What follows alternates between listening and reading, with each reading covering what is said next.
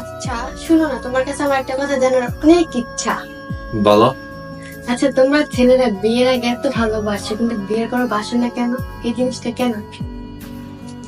তোমার প্রশ্নটা হচ্ছে আমরা ছেলেরা বিয়ের আগে তার গার্লফ্রেন্ড কে অনেক ভালোবাসি, তাই তো?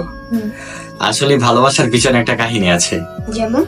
যেমন তোমরা বিয়ের আগে যেই ছেলে তোমাদেরকে ভালোবাসে সেই ছেলেরে এত প্যারা দাও, এত প্যারা দাও, সেই গার্লফ্রেন্ড অবস্থা থাকায় তো সে কখনো প্রতিশোধ নিতে পারে না, কারণ পরের মাইয়া কিছু কইলেই ব্রেকআপ। তো সে একটু ফুসলাইয়া ফুসলাইয়া বিয়ে শিয়ে করে তারপর বুঝায় মজা।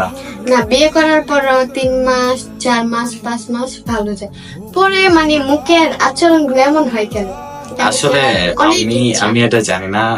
মুখের আচরণ, আমি তোমাকে একটা কথা বলি, একটা অপরিচিত মানুষের সাথে কেউ কখনো রাগ করতে পারে না, অভিমান করতে পারে না, বা তার মনের ক্ষোভগুলা প্রকাশ করতে পারে না। এই যে তুমি একটা কথা বললা যে 2-3 মাস ভালো ব্যবহার থাকে, 3 মাস ভালো ব্যবহার থাকে, পরবর্তীতে কেন ব্যবহার চেঞ্জ হয়ে যায়, এখানে একটা রিজন আছে। এই যে বললাম অপরিচিত মানুষ, তুমি যখন একটা মানুষের সাথে 1 মাস 2 মাস, এটা বিয়ের সম্পর্ক না, বন্ধুত্ব হোক বা যে কোনো একটা সম্পর্ক হোক, যখন অধিকারটা পেয়ে যাবে রাগ করার, তখন সে এমনিতেই রাগ করবে। আর রাগ করা মানে মুখের একটু 19-20 ব্যবহার হয়ে যাওয়া। সেটা আসলে শুধু জামাই বউয়ের ক্ষেত্রে না, এরা সব সম্পর্কের ক্ষেত্রে। যখন তুমি তার কাছের মানুষ হয়ে যাবা, যখন সে তোমাকে একটা কথা বলে জানতে পারবে, তখন সে বলবে। যখন তুমি তার আপন হয়ে যাবা বা সে তোমার আপন হয়ে যাবে, এরকম আর কি। আপন মানুষের কি বেশি কষ্ট দেয়?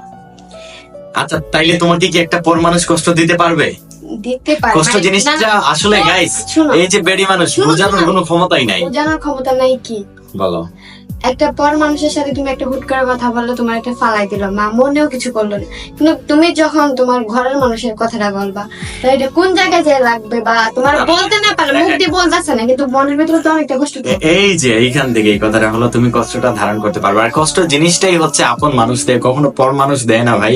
রাস্তাঘাটে যদি একটা পর মানুষের সাথে ধাক্কা লাগে, সেই মানুষটার সাথে সাথে তোমাকে সরি বলে ফেলবে, আদারওয়াইজ কিছুই বলবে না। সেই কষ্টটা কষ্ট না, কিন্তু কষ্টটা সৃষ্টি হয়েছে আপন মানুষের তাহলে জন্য। বিয়ের আগে তোমরা এই ছেলেরা এই আচরণ গুলা করে দেন, তোমরা মায়েরা ধরে ধরে ছেঁচবো, ফেসবুক ওই সাহস আছে?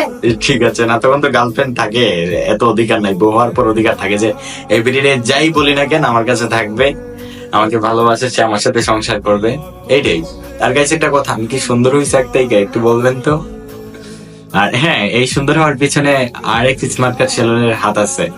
আরেক স্মার্ট কার্ড সেলুনে যাইয়া কালকে যে ফেসিয়াল গুলা মারছি ভাই, আমি মারি নাই, আরেক স্মার্ট কার্ডের এক্সপার্টরা মেরে দিয়েছে। অনেক সুন্দর হয়েছে, ত্বকটা অনেক কিউট লাগতেছে। ঠিক আছে, তাদের কাজগুলো অনেক ভালো। হুম হুম। যারা মিরপুরে আছে তারা চাইলে যাইতে পারো। মিরপুর কি পুরো বাংলাদেশে যারা আছেন সবাই আসবেন? সবাই আসবে, মানে মিরপুরের ভিতরে যারা কাছের মানুষ যারা চাইলে যাইতে পারবে তারা যাইতে পারে। আচ্ছা ঠিক আছে ভাই, মানে ভালো থাকবেন সবাই, আল্লাহ হাফেজ, আসসালামু আলাইকুম। সালাম।